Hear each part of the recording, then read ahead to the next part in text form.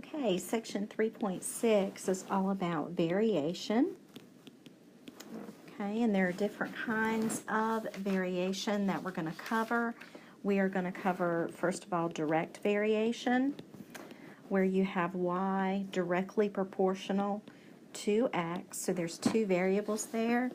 K is called the constant of variation.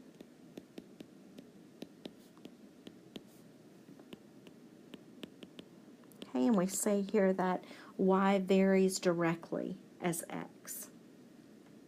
Okay, and if you have direct variation as x increases, so does y. Okay, so that's our first type. The second type of variation that we're going to cover is inverse variation. Okay, so the first was direct, this is inverse, and here we have y equals k all over x.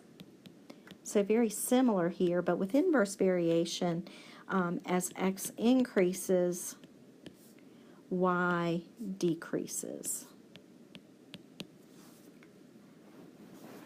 All right, and then with joint variation, there is some combination of x and another variable z. So for example, y equals k, and I'm just going to put xz as one example of joint variation where you have multiple variables. So with joint variation, you have more than two variables. So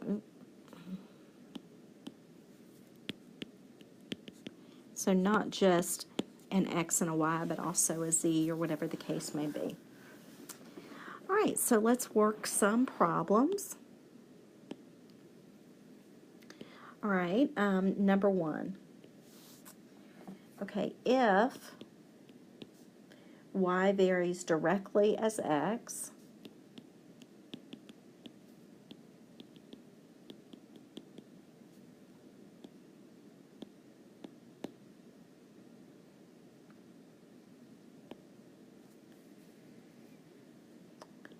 and y is 20 when x is 4, find y.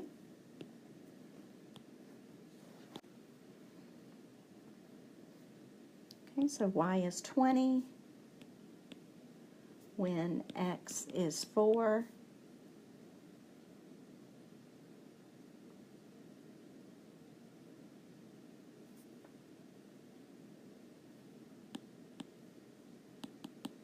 I wrote that twice, sorry about that. Okay, find at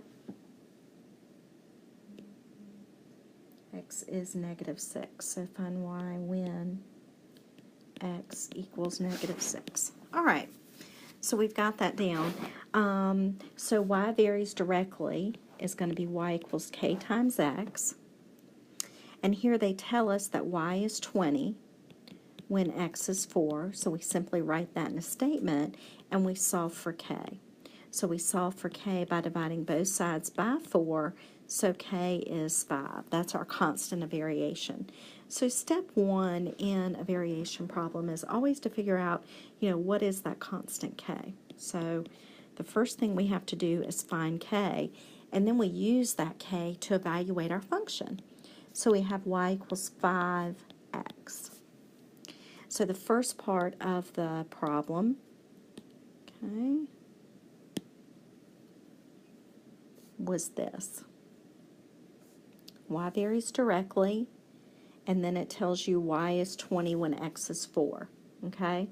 So the first part of that problem is right here. So this part right here, y varies directly, that translated into that relationship. And then the second statement that I've underlined right there is given here, okay, where you plug the values in. And then finally, the last step is going to be to use k. So here, when you see this, that's going to be the third thing that we do. So we have y equals 5 times x. We plug in x to be negative 6, and so y is negative 30. So that's it. So in your answer blank, you're just going to put negative 30. Okay, so now we're going to work a problem out of your book. You can see here number 30 in your book. It says the weight of an object is directly proportional to the weight of the, so the weight of an object on Earth, is directly proportional to the weight of that same object on the moon. So the weight of the object on Earth is directly proportional to that on the moon. So I'm going to represent that by E equals Km.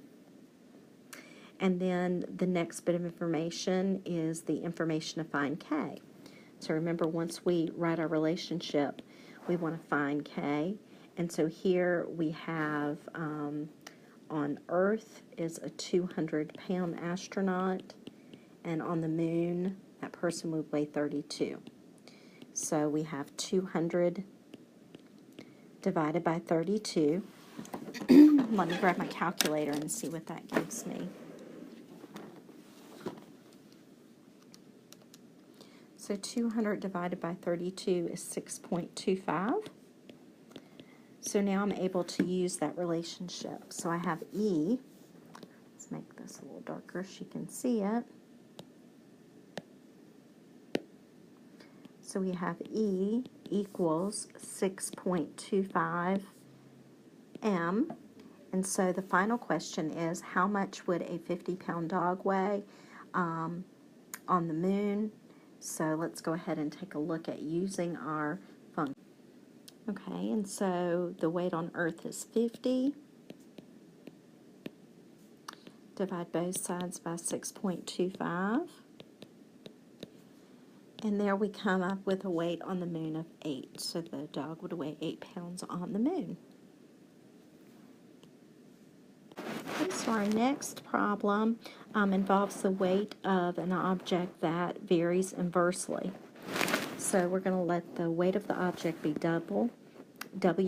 It varies inversely. So that means it's going to be K all over, and then the square of its distance from the center of the Earth. That would be D squared.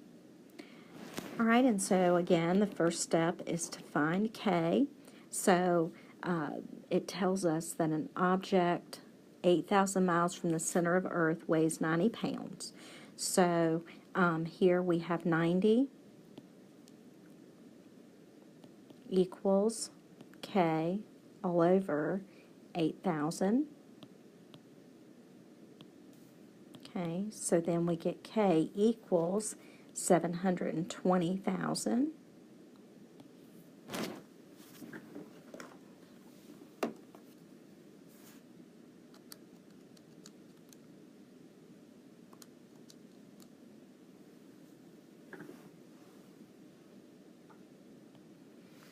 Okay, and now we're going to use, and I put find F, find K. And now we're going to use that model. So we have W equals 720,000 divided by D squared. And so then we're going to take a look at the last part of the question. It wants to know, find the weight when it is 12,000 miles from the center. So we're just going to plug that 12,000 in here. And so let's see what we get.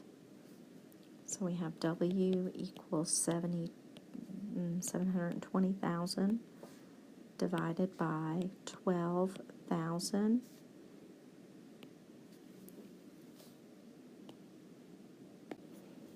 Okay, and so I do need to go back for a second here. Left off something very important. We left off a square. So we have 90 times, and that's 8,000 squared, which will make a huge difference in terms of our K. So here, K, we have a really big number. So all those zeros. And so, sorry, we'll make that correction here. Get the eraser. As well erase this right here too. Okay, and so we have our K.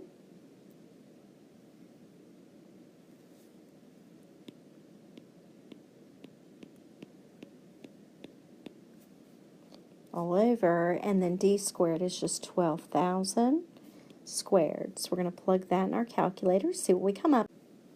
Okay, and so when we divide that, we get 40. So your answer is 40 pounds.